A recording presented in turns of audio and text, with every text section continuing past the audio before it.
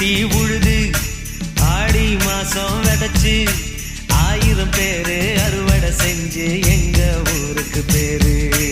ஓ எங்க ஊரை சுத்தி வரலாம் குயிலே கூட்டம் பாடும். எங்க ஓடக்குள்ள வரலெல்லாம் பாட்டுக்கு தாளம் போடும். காத்து தண்ணி சில சிலன்னு பாட்டு படிக்கும்.